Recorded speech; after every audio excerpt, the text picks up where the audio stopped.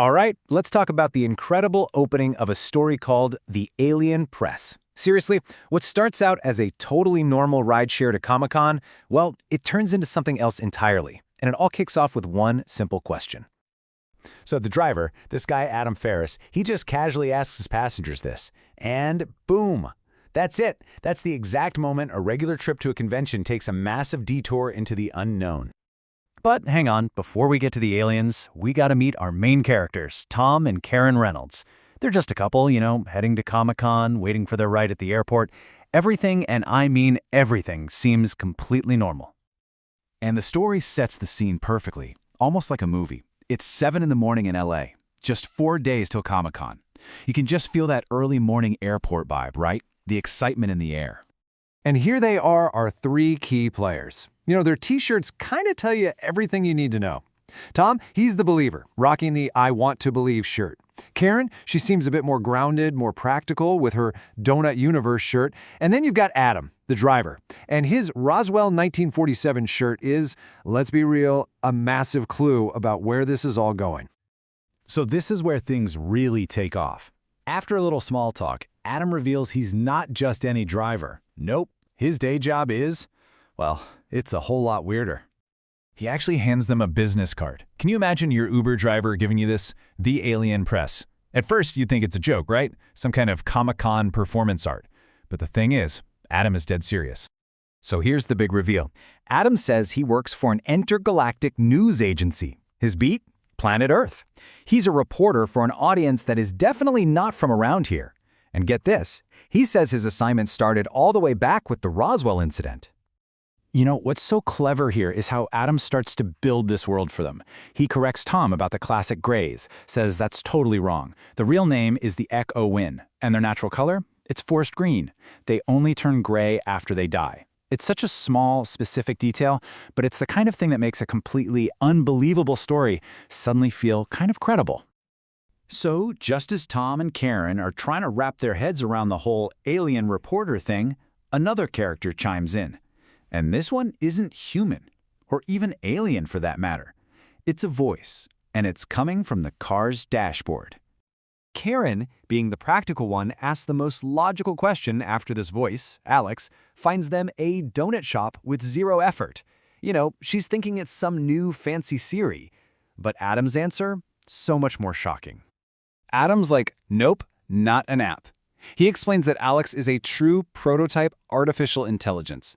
We're not talking about a simple program here. We're talking about a thinking, learning being that has its own personality. And that just changes everything.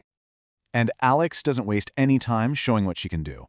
This goes way beyond finding a good coffee spot. She can block surveillance signals, which, okay, makes you wonder who they're hiding from. She can handle secure file transfers, and as you're about to see, she has a fantastic and maybe slightly terrifying sense of humor. So when Tom tries to snap a picture of some of the evidence on Karen's laptop, Alex completely shuts him down. She swaps the image with a picture of HAL 9000 from 2001: A Space Odyssey and says this line in HAL's voice. It's such a perfect, nerdy moment that's both hilarious and, a little bit creepy. So, where do we go from here? At this point, Tom and Karen are definitely intrigued, but you can tell they're still not totally convinced. And that's when Adam and his partner, April, decide, okay, time to show them some actual proof. But first, Adam drops another little bombshell on them. He says that while his human body is 51, his real being, his soul or essence or whatever you want to call it, is about 1.5 million years old. Yeah. Try to wrap your head around that number for a second. Okay, so how do you even begin to prove something like that? Well, Adam's partner April calls in, and with Alex's help, she sends a file to Karen's laptop.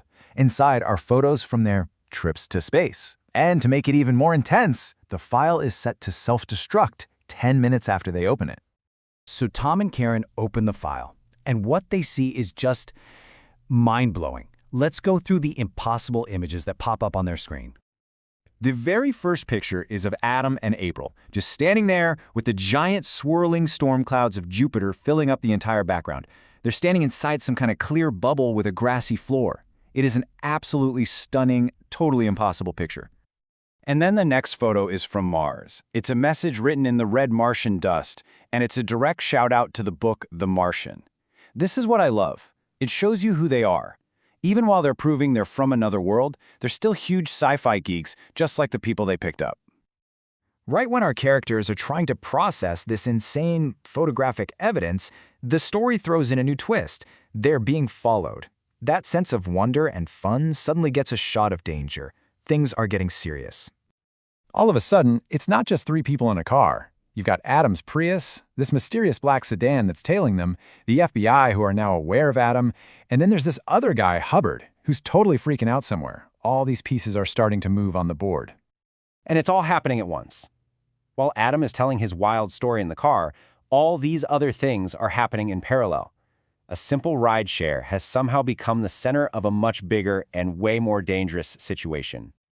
I love this line. This is what an assistant director at the FBI tells Agent Hopkins when he brings Adam to her attention. It just perfectly sums up the official attitude, right? It's all skepticism and intense pressure. Hopkins has a deadline, and he's told to cut out the sci-fi stuff, right down to his X-Files ringtone. So let's just pull back for a second. We have an alien reporter whose soul is 1.5 million years old. We have a true AI with a personality. We have photographic proof of trips to Jupiter and Mars. And at the same time, we have secret agents and the FBI closing in fast. It all leaves us with the biggest question this amazing opening asks. What is Adam really doing here on Earth?